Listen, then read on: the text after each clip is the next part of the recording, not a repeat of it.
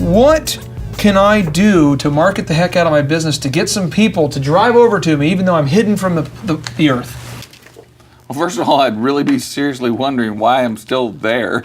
I mean, maybe they got a great deal. Maybe that's one of those deals where they got something that was cheap. You got it free. And it cost them money. Yeah.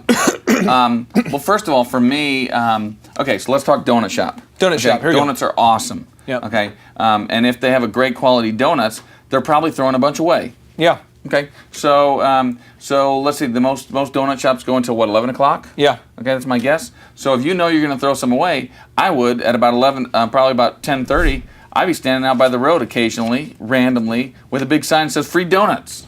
And you would just set out a big sign? I put a big sign out there and put somebody with it and just, hold it out, free donuts. Or I'd throw them at cars. Okay, maybe I won't do that. Do you have a guy that's like wearing a suit maybe, crazy suit, Yeah, you know what? If you're doing something like that, people are looking for visual noise, so it could be a pink gorilla outfit, which actually I do own, but it could be, it doesn't need to be a donut suit. I think of a story. There was a place, it wasn't a donut shop, but it was in Austin. And I was walking down the road in this busy area, and these two guys were doing some, they had these live concerts. They're trying to get people in. And there's two guys, you could tell they were trying to promote a concert. And in Austin, there's a lot of people downtown. But these guys were on top of their building, and one guy's going, concert! And the other guy's going, tonight! The other guy's like, concert! And everyone's like, tonight! And they just kept doing this. And we're like, what in the world? Because you don't know where they're at. And you look up, and they've got this outdoor, restaurant on top of on top where they got the food and stuff. And I thought, man, that's amazing. Yeah. And they had a ridiculous sign. I'm sure they stole the idea from Jimmy John's, but it said free smells. Yeah. Just like, what? But they're concert tonight, and it got attention. Yeah. Well, it's kind of like the purple cow. Yeah. It's making it remarkable. A friend of mine, Danny Cahill, won The Biggest Loser. He won The Biggest Loser competition. Real quick, how big was he when he started? 426 pounds. How big was he when he lost, or when he won? I mean, right under 200. So he went from 450 to under 200. Yeah, but he had to sell himself, and so he had to sell a lot of himself. He had a lot to sell. Okay, and he's a really good friend of mine.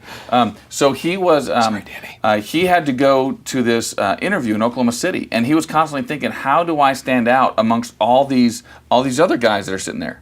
And so, and Danny just didn't know what to do, and they get around and they're going around the circle and saying, "Why should you be on The Biggest Loser?" And they're saying things like, "Because I want to change my life, because I want to be there for my kids." And Danny's like, "Man, this isn't going to work. What am I going to do?" And so Danny goes, "I got nothing to lose," and he stands up and goes, "I want to be in The Biggest Loser," and he starts telling all the reasons why I want to do this, and he finishes with, "And I'm tired of being on bottom, and I want to be on top for a change."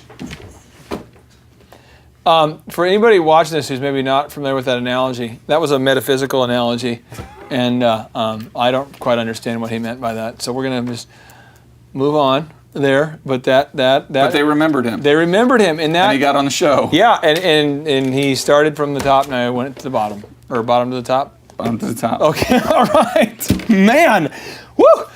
Yes, the air conditioning is working well tonight. Okay, folks. So moving on to the next principle here.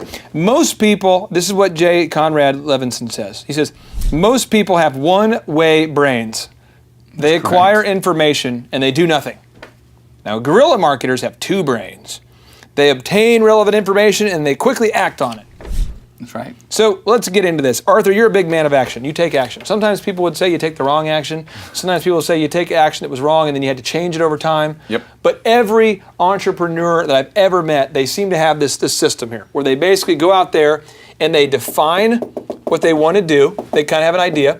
They act upon it, right? Then they go out there and they measure what they're doing and then they refine. But the big thing is they define what they want to do, then they actually do something. And I know a lot of entrepreneurs watching this don't do things. I think that's a huge issue right there, people acting on it. Here's the deal. I met a guy who was in the West Coast, and he had a retail store. He was in the family for years. And when he took over the retail store from his family, he was ill-equipped to do so. He'd never run a business before, but he found himself in charge. And it was very interesting because he would never implement ideas. He had ideas, awesome ideas, every day. Hey, we should do this. hey, we should do that. Oh my gosh, here's a great idea. But he would never do it.